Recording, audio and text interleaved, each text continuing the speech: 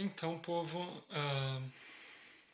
uma coisa que eu quero fazer esse ano é, pelo menos os livros que eu separei naquele vídeo dos 12 livros, só os que tiverem entre 300 e 500 páginas, é fazer uma espécie de update a cada 100 páginas, né? E como eu já tinha dito que eu provavelmente começaria com O Rei do Inverno, foi realmente o que eu comecei a ler ele hoje. E cheguei agora na página 129, se eu não me engano, que é o fim da primeira parte. Não parei na 100 porque os capítulos são extremamente longos desse livro. E, enfim, ah, queria comentar sobre essas primeiras 100 páginas que eu sei muito menos sobre as lendas arturianas do que eu achei que eu sabia. E a única outra coisa sobre o Rei Arthur que eu já tinha lido é um livro do Frank Thompson, que eu acho que tem postagens sobre ele no blog, não tenho certeza, mas é um livro que eu li lá em 2012, 2013, não lembro direito. E, enfim, considerações até esse momento. A escrita do Bernard Cornwell realmente é boa, não é aquela coisa arrebatadora que eu achei que seria, mas igual foi o que eu senti quando eu li pela primeira vez o Zafon. Mas enfim. Uh, Outra coisa, eu achei o personagem, o narrador, assim, o estilo dele narrar a história é bem parecido com o Daniel Semperi, da Sombra do Vento, já fazendo uma ligação ali com o Zafon que eu acabei de falar. E também no começo do livro já fala de Arthur, o rei guerreiro, o inimigo de Deus, não sei o quê.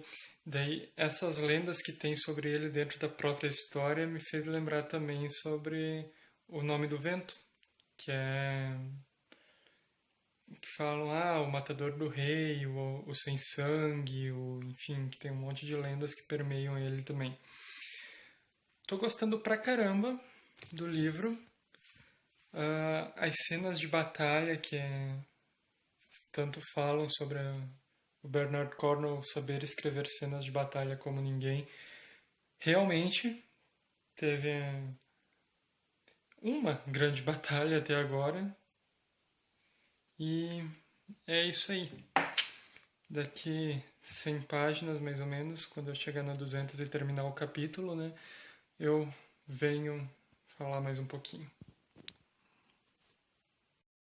Oi, povo. Então, cheguei na página 200 do Rei do Inverno.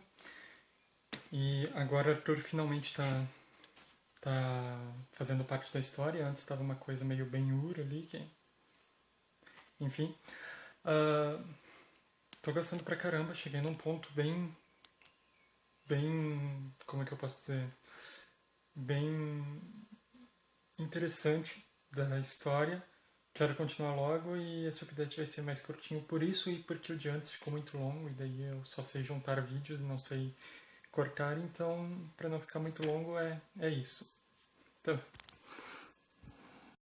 Então, povo, cheguei na página 307, na verdade, do Rei do Inverno. Uma coisa que eu esqueci de falar antes é que a página 200 fica exatamente no fim de um capítulo, então eu consegui parar bem na página 200.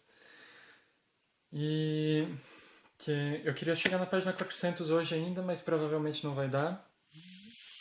E, enfim, sobre até essas últimas 100 páginas. Eu devo dizer que estou profundamente decepcionado com o Lancelot e a Guinevere dessa história, que é a outra história do Rei Arthur que eu li muitos anos atrás, que eu comentei. Eles eram totalmente diferentes, eram grandes guerreiros e, enfim. E aqui os dois são extremamente detestáveis. Um nem conhece o outro, que eu sei o que vai acontecer depois, segundo as lendas. Mas, enfim, os dois são extremamente detestáveis nesse livro.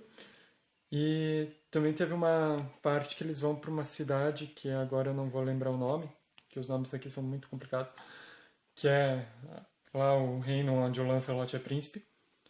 E, é o alívio cômico do livro, é muito engraçado tudo que acontece lá, as conversas, os personagens, o pai do Lancelot é uma figura. E tô gostando pra caramba. Eu queria chegar na página 400 hoje ainda, sendo que o primeiro livro, o dia que eu comecei o livro eu li 130 páginas, ontem eu li 140 e hoje eu li 30 até agora. Então, provavelmente não vou conseguir, porque eu tenho que sair à noite e tenho só umas 2 horas e pouco para ler. Mas gostaria muito e é isso. Até lá. Então, povo, cheguei na página 400, achei que não ia chegar hoje, até falei que não ia chegar hoje, mas consegui. Teoricamente não é mais o mesmo dia, porque já passou da meia-noite, mas, enfim. ah, eu não sei se eu falei, mas como eu odeio Guinevere e o Lancelot, principalmente o Lancelot. E agora Merlin também finalmente apareceu na história, e ele é o tipo de pessoa que é detestável, mas é engraçado. Então, vamos ver. Eu parei na página 401, não é exatamente o final de um capítulo, mas é um corte, né, que tem aquele espaçamento, tudo e tal. E decidi parar por ali mesmo, pra mim ir dormir, porque amanhã tem que trabalhar, né? E já passou, já é quase 1 hora, na verdade. Enfim, é o último update, eu só volto depois pra falar sobre o livro como um todo. Até mais. Então, finalizado O Rei do Inverno, um livro de 540 páginas praticamente, lido em 4 dias. Eu estou muito orgulhoso de mim mesmo. Ah, enfim, tem os meus updates ali no começo do vídeo, mas o que eu vou dizer?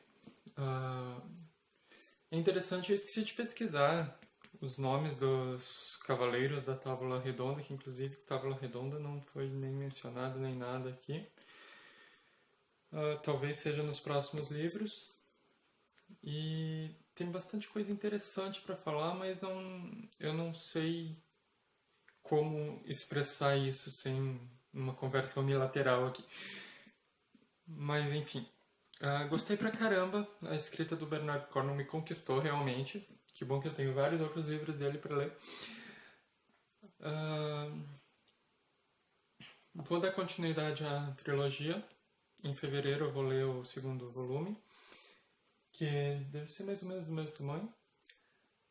E, enfim, é legal ver como o autor brincou com a personalidade dos, dos personagens, né? Que normalmente o que eu conhecia pelo menos de Lancelot, Guinevere, o próprio Merlin era totalmente diferente.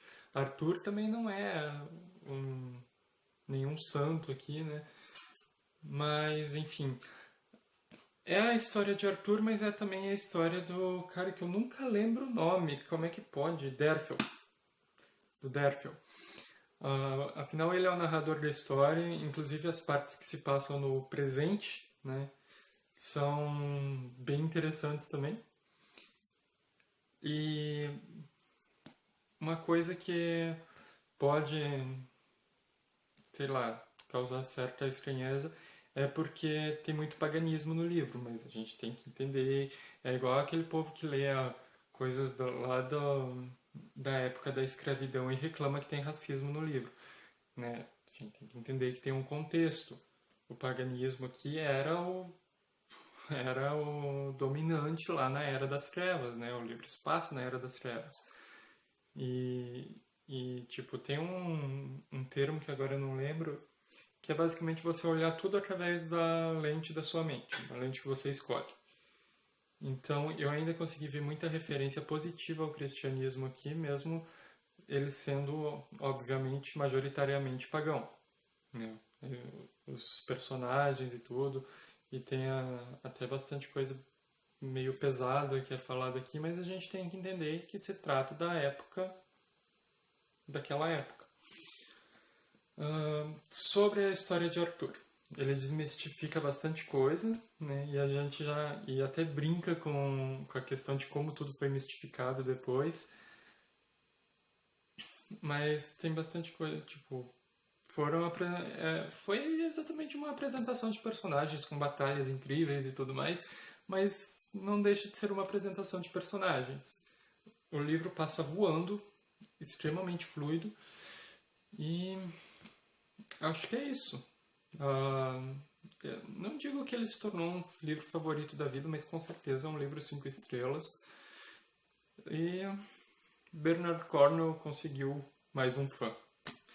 Espero que vocês tenham gostado e até mais.